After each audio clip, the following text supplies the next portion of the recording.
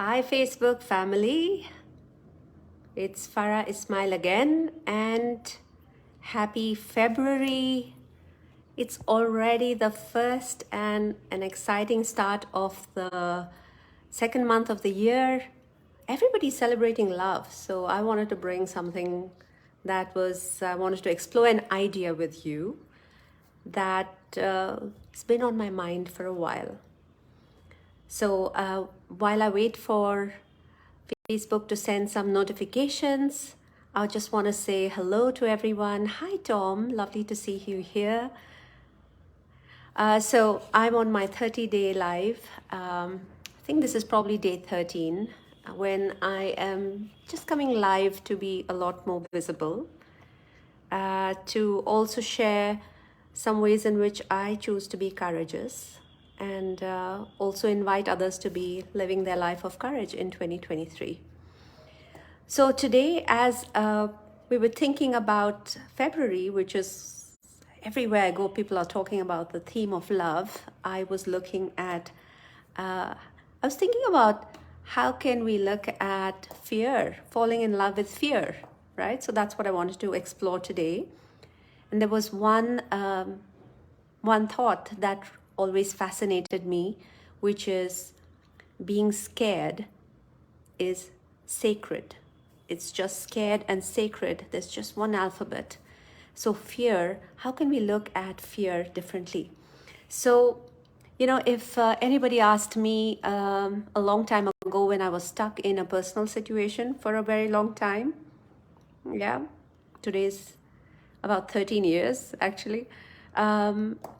And if they actually asked me to say fear, if it was a gift, I would say no way. It's not a gift at all, because I wouldn't want to give that gift to my daughter, right? None of us want to give this to our kids.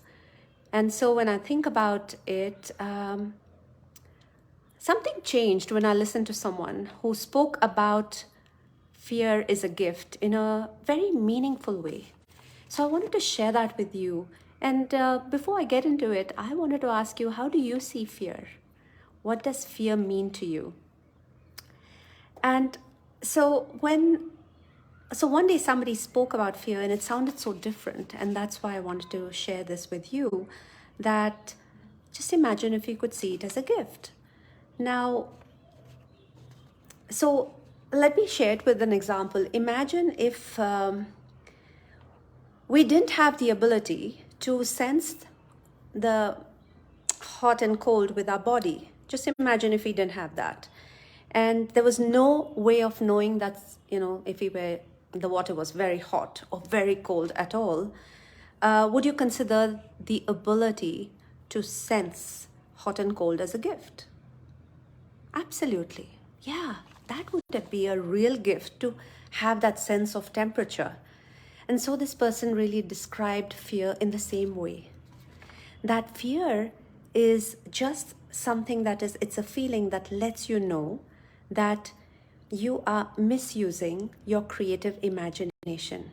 You are creating these scary scenarios in your mind, and you're letting your imagination really take you far and start making it so real in your mind that if you walk down that path, what would happen is you would get into a situation where you would probably get a lot more frustrated, you would get anxious, overwhelmed, depressed, because things are not going, because you make it so real in your mind. So that was so interesting, because what if you could look at fear as this temperature switch, which is just telling you, hey, don't walk down that path. It's just telling you, don't create those crazy scenarios, you can actually shift that and use it as a tool for creating possibilities, for looking at things with hope. All it requires you is to take a pause, to think about it, and then choose a different way to approach it. And so I was just thinking about that, and I felt that fear can be seen as a gift in so many ways. That without the gift of fear, it would be hard for us actually to keep our mind safe or to try new things.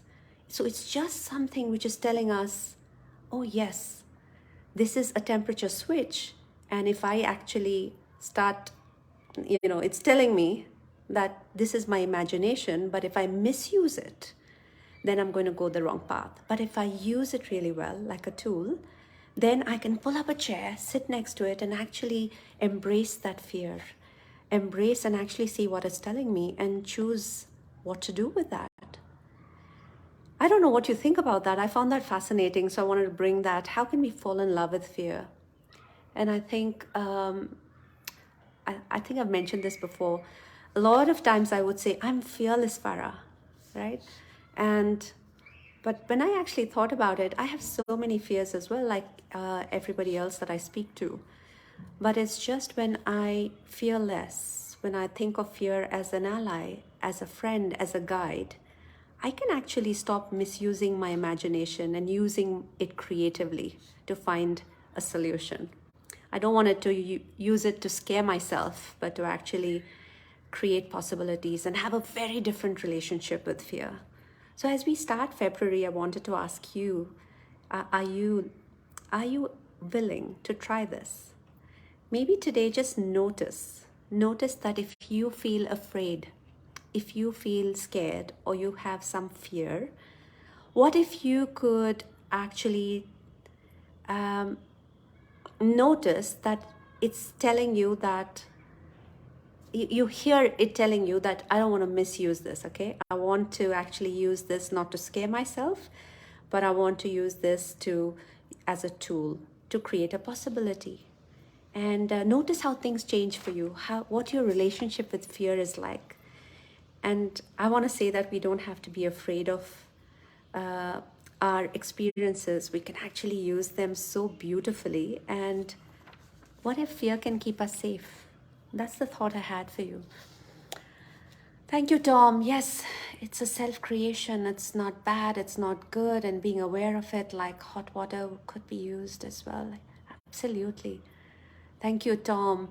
And so I just wanted to leave you with that thought about fear and would love to hear your thoughts. How are you falling in love in February? What are you falling in love with?